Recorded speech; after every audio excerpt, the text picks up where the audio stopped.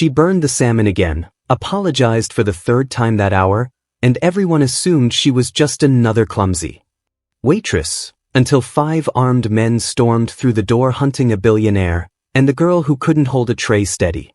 Disarmed them all in under 3 minutes without breaking a sweat. The kitchen timer buzzed for the third time that evening, and Mira Hale felt her heart sink a little deeper into her chest. She'd burned another order. Through the small window between the kitchen and dining area, she could see Chef Ramon shaking his head, his disappointment written across every line of his weathered face. That made 2 ruined dishes in an hour, and the night shift had barely started. "I'm sorry," she whispered, scraping the blackened fish into the trash. Her hands trembled slightly as she reached for a fresh fillet. They always trembled now, ever since Prague. Ever since the incident that ended everything she used to be. Ramon didn't yell. He never did. That somehow made it worse. "Just focus, Mira. Please." She nodded, keeping her eyes down, and started over. Focus. Such a simple instruction, but her mind wouldn't cooperate anymore. It kept drifting to places she'd spent 3 years trying to forget. Faces of people who weren't coming home. Decisions made in fractions of seconds that stretched into lifetimes of regret. The saltwater perch wasn't much to look at. Tucked into a forgotten corner of the Oregon coast, it served decent seafood to locals who didn't ask questions and tourists who stumbled in by accident. The paint peeled around the window frames. The floorboards creaked. The whole place smelled like old wood and ocean brine. For someone like Mira, who used to brief intelligence directors in climate-controlled conference rooms, it was perfect. No one here knew her name before she arrived. No one cared about her past. She was invisible. Exactly what she needed to be. By 8 o'clock, the dinner rush had thinned to a handful of tables. Mira carried plates with careful precision, avoiding eye contact, apologizing when she accidentally bumped a chair. The other waitress, Kelsey, rolled her eyes every time Mira fumbled with the order pad or forgot which table ordered what. Kelsey was young, confident, everything Mira used to be in another life. "Table 7 needs water," Kelsey said, not bothering to hide the irritation in her voice. "Think you can handle that without dropping the pitcher?" Myra's cheeks burned, but she just nodded and headed for the drink station. She could feel the stares from other customers, that particular kind of secondhand embarrassment people get when they witness someone struggling. She'd become an expert at recognizing pity. Table 7 sat in the back corner, furthest from the door. One man, alone, his face partially hidden behind a menu. Something about him made Myra's old instincts flicker to life before she pushed them back down. "Don't analyze. Don't profile. That's not who you are anymore." She approached with the water pitcher, her practiced smile in place. "Good evening, sir. Can I get you started with?" The man lowered his menu and Myra's breath caught. She knew that face. Everyone in the world knew that face. Elias Ward, founder and CEO of Sentinel Technologies. The man whose software protected 70% of the world's digital infrastructure. Forbes called him the most influential tech mind of the decade. He was supposed to be in San Francisco right now, preparing for tomorrow's major press conference. Instead, he was sitting in a dying restaurant on the Oregon coast, wearing a plain gray hoodie and looking exhausted. Their eyes met for just a second. His gaze was sharp, assessing, the kind of look that missed nothing. Then he glanced away, clearly not wanting to be recognized. "Just water for now," he said quietly. "I'll need a few more minutes." Mira poured with hands that suddenly weren't shaking. Her old training kicked in automatically, reading the details she couldn't help but notice. The way he positioned himself to see both entrances. The phone face down on the table within easy reach. The slight tension in his shoulders suggesting someone who expected trouble. She left him alone and retreated to the drink station, her mind racing despite her best efforts. Elias Ward. The night before he was set to announce something big, something that had been making waves in tech circles for months. Rumors spoke of a new cybersecurity breakthrough, some kind of transparency protocol that could expose hidden financial networks. "Stop it," she told herself.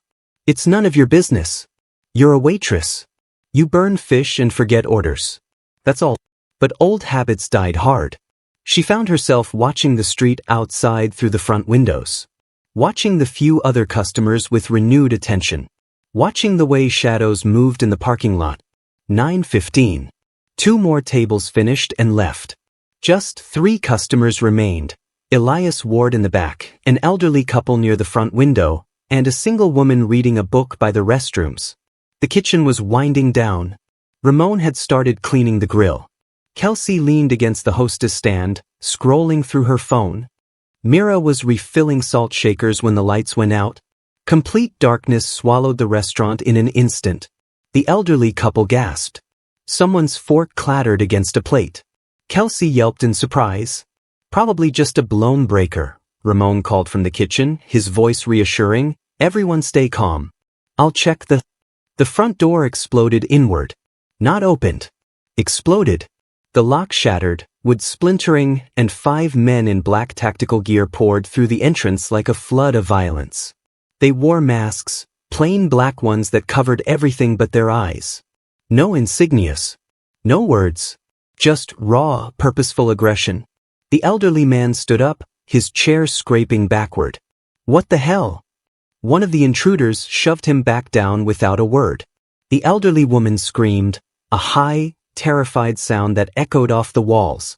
The woman with the book tried to run toward the kitchen, but another masked man intercepted her, pushing her against the wall.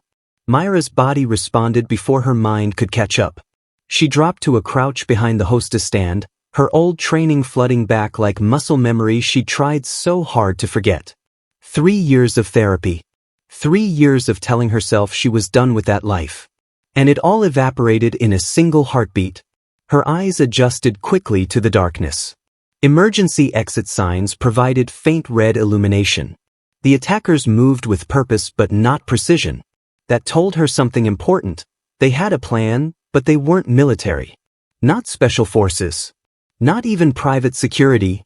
One of them pulled out a flashlight, sweeping it across the room. "Nobody move. Nobody makes a sound." American accent. Slight Midwest inflection. Young, maybe mid-20s.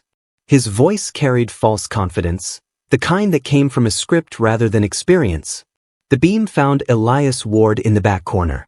The billionaire had gone perfectly still, his hands visible on the table, his face empty of emotion. But Mira could see the calculation in his eyes. He knew exactly what was happening. "Target acquired," the man with the flashlight said, but not to anyone in the room. He was wearing an earpiece. Someone was directing them remotely. 2 of the attackers moved toward Elias. The other 3 spread out, covering exits and corralling the terrified customers. Standard hostage protocol. Basic tactical positioning. But their formation was wrong. Gaps in coverage. Overlapping sight lines. Whoever was giving them instructions knew theory but not practice. Myra's mind cataloged it all automatically. Guard 1 by the front door, right-handed, favoring his left leg slightly, probably an old injury. Guard 2 by the kitchen entrance, keeping his weapon low, nervous grip, finger off the trigger. Better trained than the others, which made him more dangerous. Guard 3 covering the customers, breathing too fast, adrenaline overwhelming discipline. Guards 4 and 5 approaching Elias. Coordinated movement but no real synchronization, following commands but not reading the environment. They were puppets. Well-equipped puppets, but puppets nonetheless. "Stand up," Guard 4 ordered Elias. "Hands behind your head. You're coming with us." Elias didn't move. "Do you know who I am?" "We know exactly who you are. That's why we're here." Kelsey was crying softly near the front window, her phone clutched uselessly in her hand. No signal, they must have brought a jammer. Ramon stood frozen in the kitchen doorway, a spatula still in his grip like a ridiculous weapon. The elderly couple huddled together, trembling. And Mira crouched behind the hostess stand, her heart pounding, her mind racing through scenarios faster than conscious thought could follow. 3 years. 3 years of hiding. 3 years of being invisible. 3 years of burning fish and dropping water pitchers and apologizing for existing. But she could see everything. The reflections in the window glass showing Guard 1's exact position. The angle of the emergency exit door that would swing inward, not outward. The metal tray Kelsey had left on the stand above Myra's head. The distance between each attacker. The way guard 2 kept glancing at his phone screen for instructions. The pattern of their communication delays. She could see it all. The whole room. The entire tactical situation. Every weakness. Every opportunity. Her hands had stopped shaking. Last chance, guard 4 said, pressing his weapon against Elias's shoulder. Stand up or we drag you out. Your choice. Elias started to rise, his movements slow and deliberate. Buying time. Looking for an opening that wasn't there. Mira closed her eyes for just a second. She could stay hidden. She could let this happen. She could protect the person she'd worked so hard to become. The small, forgettable waitress who didn't get involved. Or she could remember who she used to be. The metal tray was cool under her fingers as she picked it up. 26 inches long. Polished steel. Enough reflective surface to redirect light. Enough mass to distract. She took one deep breath. Then she threw it. The tray spun through the darkness like a discus, catching the beam from guard 4's flashlight and throwing a brilliant, chaotic reflection across every surface in the restaurant. Light exploded in a dozen directions at once, blinding the night-adapted eyes of everyone holding a weapon. Guard 3 jerked his gun up reflexively, squeezing the trigger, but Mira had already calculated the angle. The shot went wide, shattering a window. The elderly woman screamed again. Guard 1 spun toward the sound, creating exactly the gap Mira needed. She moved. Not like a waitress. Not like someone who burned fish and apologized for breathing. Like the weapon she used to be. Mira crossed the distance to guard 3 in 4 silent steps, her body remembering every hour of training she'd tried to bury. She wasn't strong enough to overpower him directly. She didn't need to be. She understood leverage. She understood timing. She understood how a body moved when panic overrode training. Her hand caught his wrist as he tried to aim again, not fighting his strength but redirecting it, using his own momentum to pull him off balance. His finger was still on the trigger when she twisted his arm inward, and the weapon discharged into the floor 6 inches from his own foot. The shock made him freeze for half a second. That was all she needed. She drove her elbow into the soft spot just below his ribs, exactly where the bulletproof vest ended, and he folded forward with a choked gasp. The weapon clattered from his grip. Mira kicked it across the floor into the darkness, then shoved him stumbling backward into guard 2, who was rushing from the kitchen entrance. They collided hard. Guard 2 went down, tangled with his partner. His phone skittered across the floor, the screen still glowing with text instructions from whoever was pulling their strings. What the hell? Guard 1 by the door swung his flashlight toward the chaos, trying to find a target. Mira was already moving again, staying low, using the overturned chairs and tables as cover. Her mind processed the room in geometric patterns.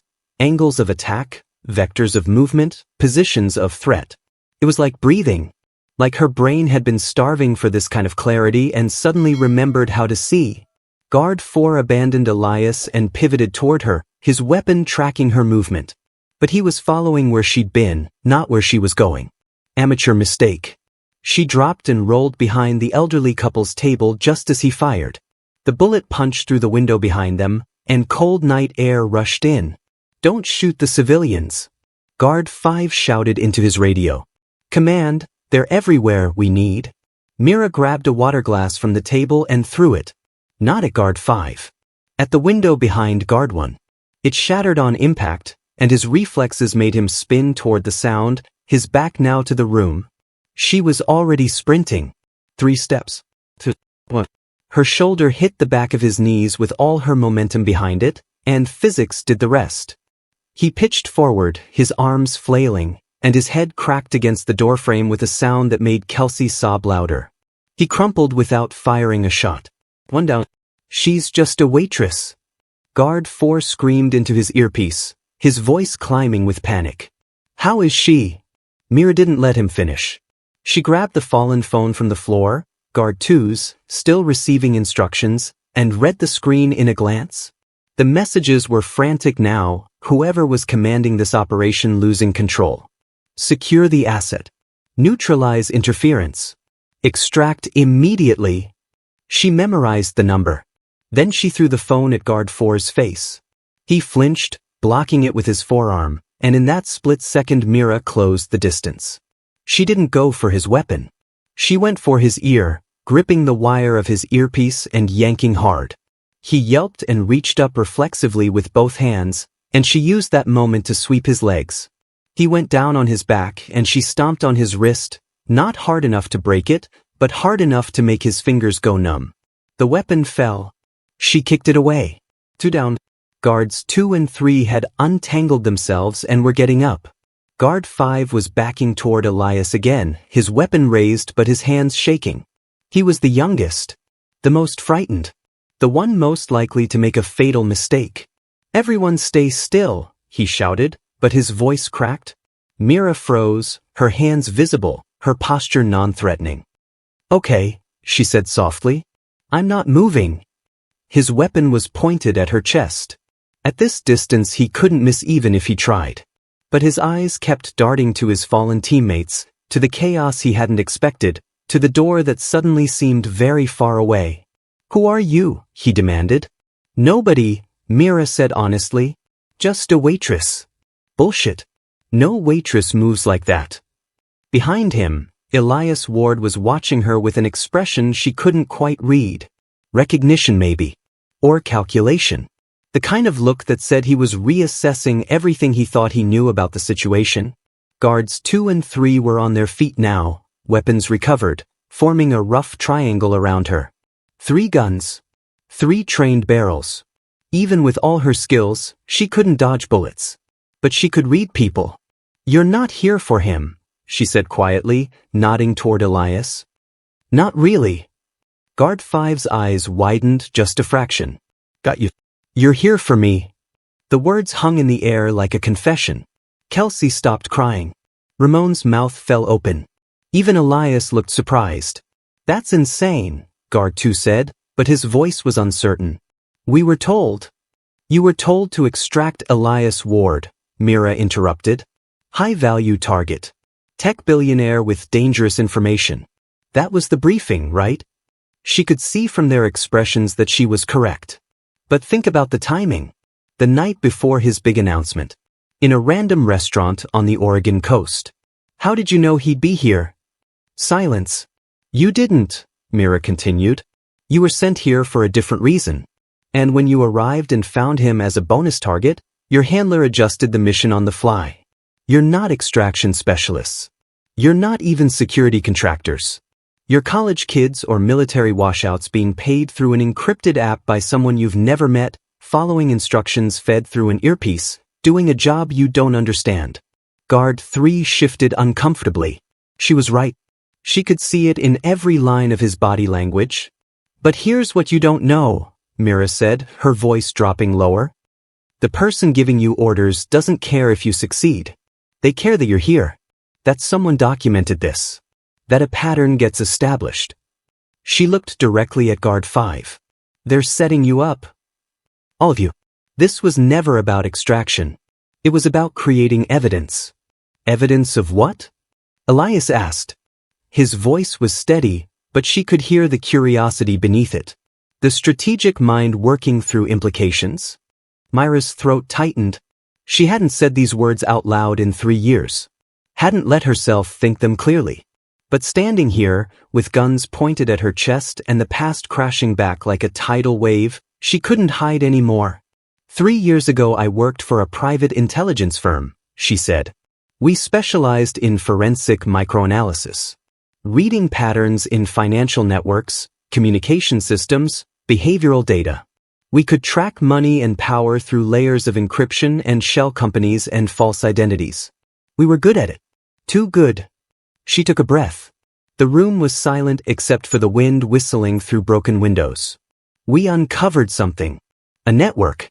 Not criminals exactly, but not legal either. People in governments, corporations, finance sectors. All connected. All moving money and influence in coordinated patterns. Like a shadow infrastructure running underneath the official world. Her hands clenched at her sides. We called it the Gray Protocol. And when we tried to expose it, they erased us. My whole team. 8 people dead in what looked like unrelated accidents. I only survived because I ran. Changed my name. Disappeared. Elias stood up slowly. None of the guards tried to stop him. They were too focused on Mira, their weapons still raised but their certainty crumbling. The Gray Protocol, Elias repeated. His voice was strange. That's what I'm announcing tomorrow. The security backdoor I found. The hidden architecture allowing certain parties to bypass encryption standards across multiple platforms. He stared at her. You knew about it 3 years ago? We found pieces, Mira said. Not the technical implementation, but the pattern, the structure, the fact that it existed. And they killed your team to protect it. Yes. Guard 5's hands were shaking harder now. I don't understand. If you're just a waitress. I was just a waitress, Mira said. Until you walked through that door. Until whoever sent you decided it was time to activate me again. She looked at each of them in turn. You were never supposed to succeed tonight. You were supposed to fail. Publicly. Violently. Creating a story about an attack on Elias Ward by unknown assailants, forcing law enforcement to investigate, muddying the waters before his announcement. She paused.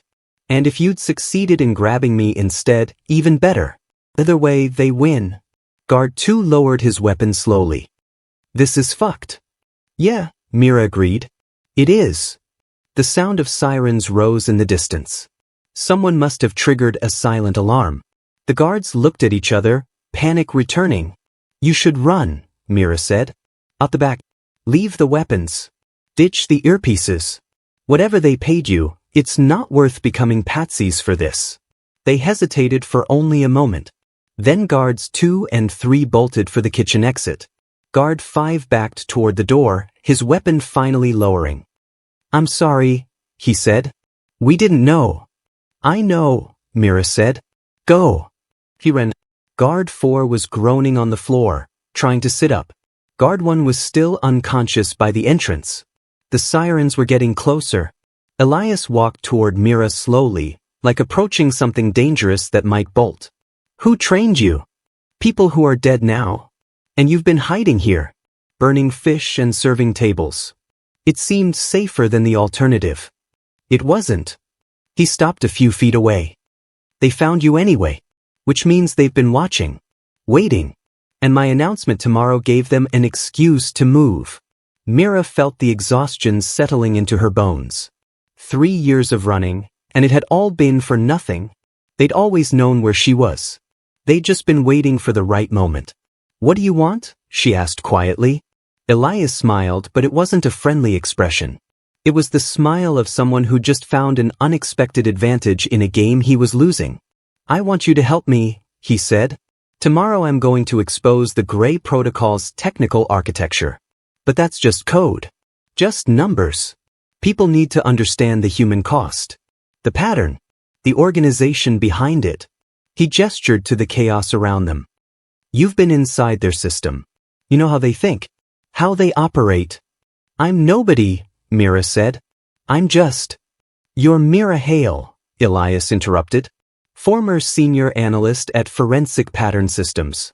You disappeared 3 years ago after your entire team died in suspicious circumstances. The FBI closed the investigation. The company was dissolved. Everyone forgot. His eyes were intense. But I didn't. I've been trying to find you for 6 months. And tonight, you just took down 5 armed men using a serving tray and a water glass. The sirens were right outside now. Red and blue lights flashed through the broken windows. They'll come for us again, Mira said. Both of us. Harder next time. I know. People will die. People are already dying. Just slowly, quietly, while the Gray Protocol bleeds the world dry. Elias extended his hand. I can't do this alone. And you can't hide anymore. They've made sure of that. Mira looked at his offered hand. Looked at the restaurant where she'd spent 3 years pretending to be small. Looked at Kelsey and Ramon and the elderly couple, all staring at her like she was a stranger. She was a stranger. To them. To herself. But maybe that was okay. Maybe the person she'd been trying to become, the invisible waitress who didn't matter, had never been real anyway. Maybe she'd just been waiting for an excuse to stop running. She took Elias's hand. "Okay," she said. "But we do this my way. No more people die. We expose them without becoming them." "Agreed." The restaurant door burst open. Police officers poured in, weapons drawn, shouting commands. Mira raised her hands, feeling strangely calm. It was starting again. The hunt. The game. The war she thought she'd left behind. But this time was different. This time she wasn't alone. This time she had something she hadn't had 3 years ago. She had a target. She had a partner. And she had a reason. The overlooked waitress was gone. The weapon was awake. And the people who'd taken everything from her were about to learn what happened when you gave a predator time to prepare. The Grey Protocol had made a fatal mistake. They'd let her survive. They wouldn't make that mistake again. But neither would she. What happens when the person everyone overlooks turns out to be the most dangerous one in the room? Mira spent 3 years hiding from her past, but in one night, she proved you can't bury who you really are. Sometimes the quiet ones aren't weak. They're just waiting for the right moment to remind the world what they're capable of. What would you do if your past came crashing back after years of running? Drop your thoughts in the comments below.